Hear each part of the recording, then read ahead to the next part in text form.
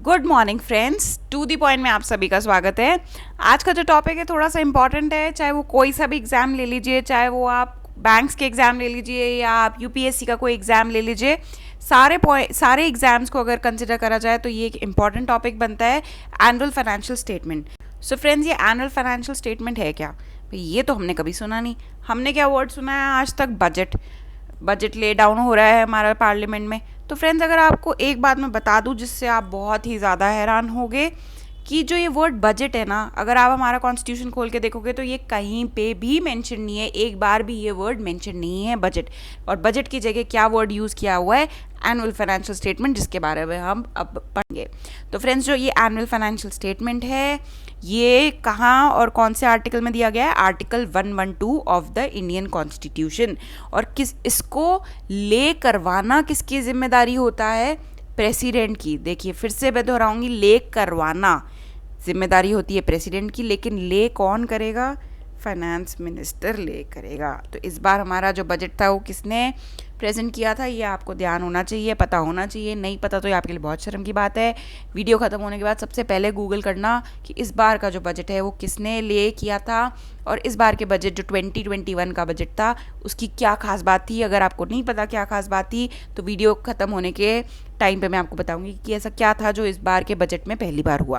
तो स्टार्ट करें। Annual financial statement is a document present to the parliament in every financial year as a part of the budget process. तो friends, ये जो budget होता है ये एक डॉक्यूमेंट नहीं होता, ये बल्कि पूरा प्रोसेस होता है जिसको बजट प्रोसेस कहते हैं, और उसका पार्ट होता है एनुअल फाइनेंशियल स्टेटमेंट। और ये जो एनुअल फाइनेंशियल स्टेटमेंट होता है उसमें क्या क्या चीज़ें आती हैं? उसमें चीज़ें आती हैं जैसे estimated receipts and expenditure of the government in a financial year. मतलब गवर्नमेंट की क्या एस्टिमेट्स हैं, कितनी रिसीट्स हुई है, कितना एक्सपेंडिचर हुआ है गवर्नमेंट का, उसका अनुमान इसमें दिया होता है। फिर से दोहराऊंगी, क्या बात है कि बजट वर्ड कहीं भी हमारे इंडियन कॉन्स्टिट्यूशन में मेंशन नहीं है। जो वर्ड मेंशन है वो है annual financial statement under article 112 of the Indian constitution. ये आर्टिकल याद रखना आपके लिए बहुत इंपॉर्टेंट है, इसलिए यहाँ स्टार मार्क कर देती हूँ। ये मैंने यहाँ मेंशन भी कर दिया है। चलते हैं नेक्स्ट स्लाइड पे। What does annual financial statement include? क्या क्या पार्ट होता है एनुअल फाइनेंशियल स्टेटमेंट का? सबसे पहले तो उसमें आते हैं एस्टिमेट्स ऑफ रिसीट। ठीक है, रिसीट्स होती हैं दो तरीके की, रेवेन्यू एंड कैपिटल। इन दोनों में डिफरेंस समझने के लिए और इनको समझने के लिए अलग से वीडियो दिया गया है, प्लीज़ उसको रेफर करिए। तो इसमें सबसे पहले क्या होता है, क्या मतलब एस्टिमेट्स लगाए जाते हैं कि गवर्नमेंट को कितनी रेवेन्यू और कितनी कैपिटल रिसीट हुई। ठीक है भाई, लगा लिया। उसके बाद कितना खर्चा हुआ। भाई रेवेन्यू का जब हिसाब लगा रहे हैं या अनुमान लगा रहे हैं तो एक्सपेंडिचर का भी तो लगाएंगे। एक्सपेंडिचर क्या हो गया? खर्चा।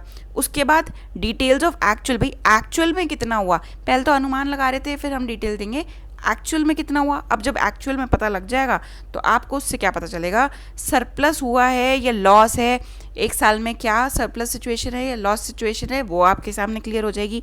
और जो लास्ट पॉइंट है या लास्ट डॉक्यूमेंट है वो इकोनॉमिक पॉलिसी, टैक्स प्रपोजल और स्कीम्स। क्या स्कीम्स लॉन्च करने वाली है गवर्नमेंट, क्या उनके टैक्स प्रपोजल्स हैं, क्या स्लैब्स आएंगे इनकम टैक्स के, और इकोनॉमिक पॉलिसी क्या है गवर्नमेंट की। सो फ्रेंड्स, हर गवर्नमेंट का अपना एक बजट होता है।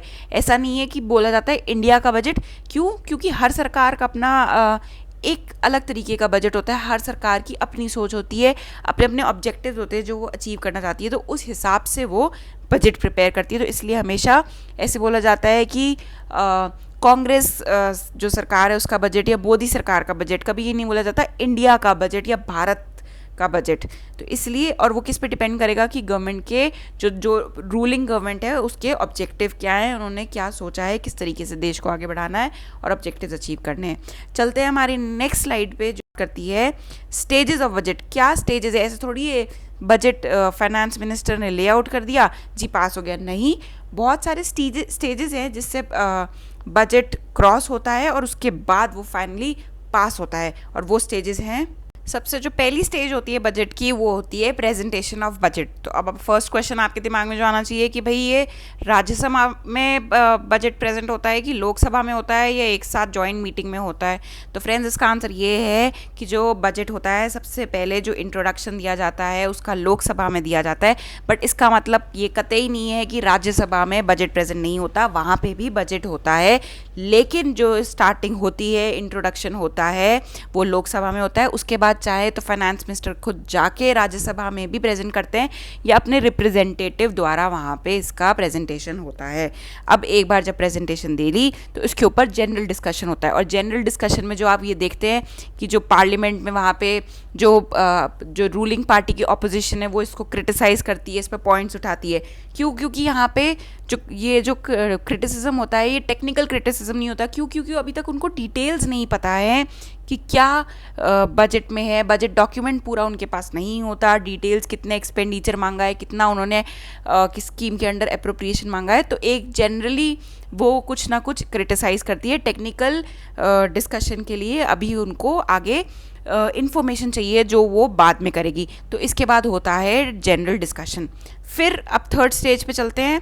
अच्छा, अब ये जो जनरल डिस्कशन होता है यहाँ पे फिर वही वाली बात कि क्या ये राज्यसभा में होता है या लोकसभा, या सिर्फ लोकसभा, या ये दोनों में। तो फ्रेंड्स यहाँ पे भी राज्यसभा में भी जनरल डिस्कशन होता है और लोकसभा में भी जनरल डिस्कशन होता है। अब भाई चलो डिस्कशन भी हो गया। अब थर्ड स्टेज क्या है, यहाँ पे departmental related standing committees form होती हैं, और इन कमिटीज़ का रोल क्या होता है, ये जो बजट होता है उसको स्क्रूटनाइज करना। भाई जब बजट प्रेजेंट होता है या बजट में हर मिनिस्ट्री कुछ ना कुछ पैसे डिमांड करती है गवर्नमेंट से। मान लीजिए मिनिस्ट्री ऑफ फाइनेंस, उन्होंने बोला हमें साल के 1000 करोड़ चाहिए। मिनिस्ट्री ऑफ डिफेंस आगे उन्होंने बोले हमें तो डिफेंस इक्विपमेंट लेने हैं, 2000 करोड़ चाहिए।